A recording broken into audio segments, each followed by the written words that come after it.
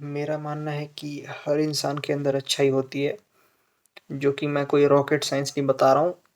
ये हम में से बहुत लोग बिलीव करते हैं और इसका ऑपोज़िट भी बिलीव करते हैं कि हर इंसान के अंदर बुराई भी होती है और दैट्स ट्रू क्योंकि हम इंसान ही हैं जो दुनिया में सबसे ज़्यादा अच्छाई भी लेकर आते हैं और बुराई भी लेकर आते हैं।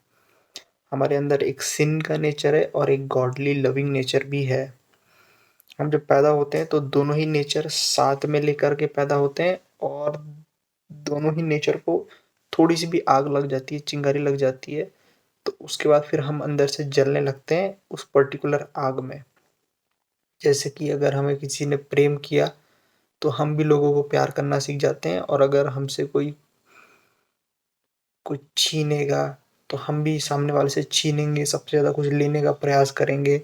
आपने बच्चों में देखा होगा कि उनको कोई सिखाता नहीं भी है, तो भी वो सीख जाते हैं अपने भाई-बहन से गुस्सा करना, अपने लिए ज़्यादा बटोरना, खाना फेंक देना, ल बेमतलब का रोते रहना।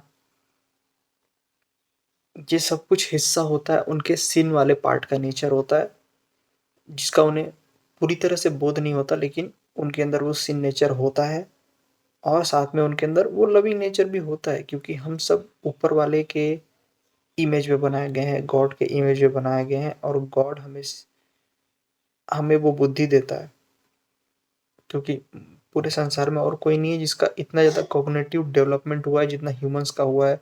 इतने ज़्यादा हम साइंस में डेवलप कर पाते हैं क्योंकि हमें परमेश्वर ने बुद्धि दी है सही गलत का फ़र्क से लेकर के हम चीज़ों को समझते हैं, हमारे पास एक लैंग्वेज है, हम प्यार करते हैं। इसलिए बाइबल कहती है कि हम सबके अंदर एक खुद का आत्मा होता है, ह्यूमंस के अंदर लेकिन जानवरों के अंदर नहीं होता है।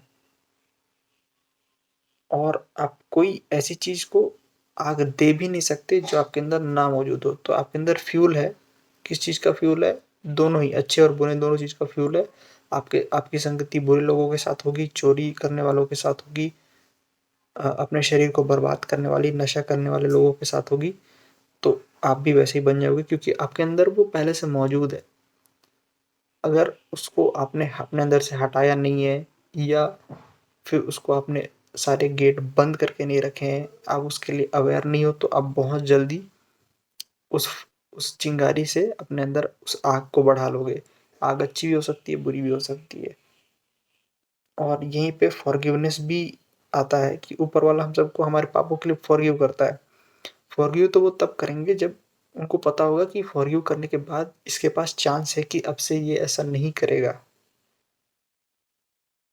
और ऐसा ही होता है, हम अब आगे से ऐसा नहीं करेंगे क्योंकि हमारे अंदर वो जो फ्यूल है, ईविल फ्यूल है, वो खत्म हो जाएगा। लेकिन जो अच्छी बातें हैं वो सारी बच जाएँगी जब हम स्वर्ग में जाएँगे।